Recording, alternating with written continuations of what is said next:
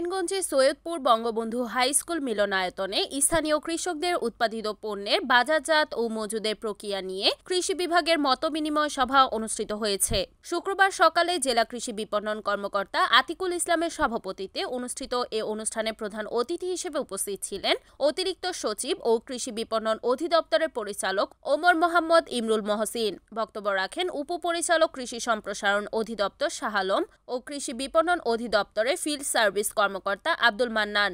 অনুষ্ঠানে প্রায় 5 শতাধিক উদ্যোক্তা অংশগ্রহণ করেন। আজকে যে একটা উদ্যোক্তা তৈরি করা হলো একটা অংশ মনে করতে পারে, এই যে উদ্যোক্তা সারা দেশে প্রায় 20,000 উদ্যোক্তা তৈরি করা হয়, তার মধ্যে প্রায় 12,000 হবে নারী এবং 8,000 হবে যুবক। এবং এই যে যাদেরকে আমরা উদ্যোক্তা হিসাবে তৈরি করব বা গঠন করব, তাদেরকে আমরা বিভিন্ন ধরনের প্রশিক্ষণ দেব। যে উদ্যোক্তাদেরকে আমরা তৈরি করছি এবং যাদেরকে প্রশিক্ষণ করব, তাদেরকে আমরা ম্যাচিং গ্রান্ট ফ্যাসিলিটি এই প্রোগ্রামের আওতায় বিভিন্ন ধরনের সহযোগিতা, আমরা কোনো প্রকল্পের আওতায় 50% সহযোগিতা দিই, কোনো প্রকল্পের আওতায় 70% সহযোগিতা আমরা প্রকল্প থেকে দিচ্ছি, বাকি 50 বা 30% অর্থ কৃষককে বহন করতে হচ্ছে, বাকি অর্থ সরকার থেকে প্রকল্প থেকে আমরা বহন করছি। এই ধরনের বিভিন্ন প্রসেসিং মেশিন যার যেটা প্রয়োজন অনুযায়ী আমরা এই সহযোগিতা প্রকল্পের মাধ্যমে আমরা করব। এছাড়াও কোনো উদ্যোক্তা যদি ধরেন বিদেশে রপ্তানি করতে চায় বা দেশের বাজারেও সেটা বিক্রি করতে হলে তাদেরকে বিভিন্ন ধরনের সার্টিফিকেশন প্রয়োজন হয়, সেই সার্টিফিকেশনগুলো তৈরিতে বা সেই সার্টিফিকেশনগুলো নেওয়ার ক্ষেত্রে তার যে দৌড়াদৌড়ি করতে হবে, তাকে যে ছুটাছুটি করতে হবে, সেই ছুটাছুটির কাজটা আমরা ইনকিউবেশন সেন্টারের মাধ্যমে আমাদের যে অফিসাররা সার্বিকভাবে তাদেরকে সহযোগিতা করবে। আমরা কৃষকদেরকে বিভিন্ন উদ্যোক্তাদেরকে আমরা কিন্তু প্রশিক্ষণ দিচ্ছি, বিভিন্ন অঞ্চলে গিয়ে আমরা প্রশিক্ষণ দিচ্ছি তারা কিভাবে এই যে পণ্যটা কোন সময়ে তারা গাছ থেকে প্ল্যাকিং করবে, কোন সময়ে সে ধানটা কাটবে, ধানটা কোন অবস্থায় কাটলে তার ভালো, তার লসটা কম হবে, সেই প্রশিক্ষণ কিন্তু আমরা দিয়ে থাকি। এবং এই প্রশিক্ষণ দিয়ে তাদেরকে আমরা প্রশিক্ষিত করার চেষ্টা করছি যাতে আমাদের পোস্ট হারভেস্ট লসটা আমরা কমাতে পারি।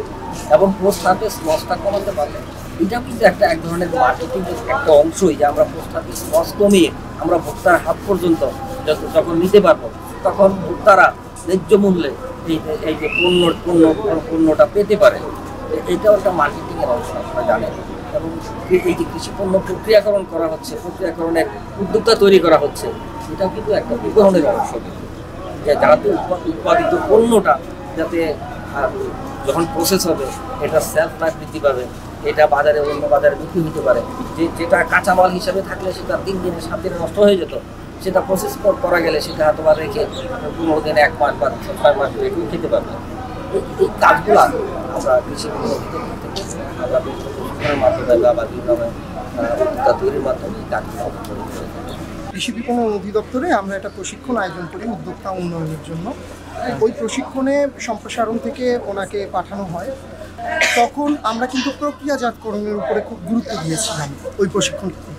এরপরে উনি যখন জানতে পারেন, উনি আমার সাথে ওই দিন প্রশিক্ষণ শেষে বসেন এবং উনি বলেন যে স্যার, আমার কিন্তু গরমকালে মাশরুমটা কম প্রোডাকশন হয়, বিক্রি হয়ে যায়, কিন্তু শীতকালে বেশি প্রোডাকশন হয়, আমরা এটা বিক্রি করতে পারি না, অনেক সময় লস হয়, কারণ মাশরুমটা কিন্তু খুব বেশি দিন রাখা যায়। তো তখন আমি তাকে ডিটেলস বলি। উনি এমনি ঘরোয়াভাবে কিছু ট্রাই করছিলেন, চানাচুর, বিস্কিট। উনি আমাকে বলেন যে স্যার আমি করছি। তা আমি ওনাকে এটা বলি যে এটা বাণিজ্যিক পর্যায়ে বৃহৎ আকারে কারখানায় স্থাপনের মাধ্যমে করার জন্য আমি ওনাকে উদ্বুদ্ধ করি এবং ওই সাপোর্টগুলো দিই। দেন হচ্ছে ওনার যে লাইসেন্সগুলো লাগে, যে লাইসেন্সগুলো প্রয়োজন হয়, কী লাইসেন্স প্রয়োজন, ওনাকে আমি তথ্য দিই। এভাবে ওনাকে আমি দাঁড়া করাই। তারপরে এখন আজকে উনি কারখানাটা আজকে উদ্বোধন হলো। কৃষিতে যে লসটা হয়, যেটা পরিচালক স্যার বলে গেলেন, পোস্ট হারভেস্ট লস, এটা কিন্তু কমাতে হলে উদ্যোক্তা তৈরির বিকল্প নাই। কারণ আপনি যখন প্রসেস করবেন, প্রসেস ফুডটা কিন্তু অনেক দিন সংরক্ষণ করে রাখা যায়। এবং আরেকটা জিনিস আমরা এনশিওর করেছি যে ওনার এটা কিন্তু পুরো হেলদি এবং হাইজেনিকভাবে হবে। নিরাপদ খাদ্য থেকে ওনার বিএসটিআই থেকে তো মান নিয়ন্ত্রণ হবেই, ওনার নিজেরও একটা ল্যাব থাকবে। এছাড়াও হচ্ছে নিরাপদ খাদ্যের যে স্ট্যান্ডার্ড, এটা ওনাকে প্রোভাইড করা হয়েছে, উনি ওটা মেনটেন করে করবেন। সো আমরা চাচ্ছি যে আস্তে আস্তে এই জিনিসটা আমরা আরও বাড়াবো, উদ্যোক্তার সংখ্যা বাড়াবো। তবে আমাদের পার্টনার প্রকল্প আছে, সেই প্রকল্প থেকে আসলে 20,000 জন উদ্যোক্তা এরকম আমরা তৈরি করব, যেটা স্যার অলরেডি বললেন। NAN TV, Narayanganj.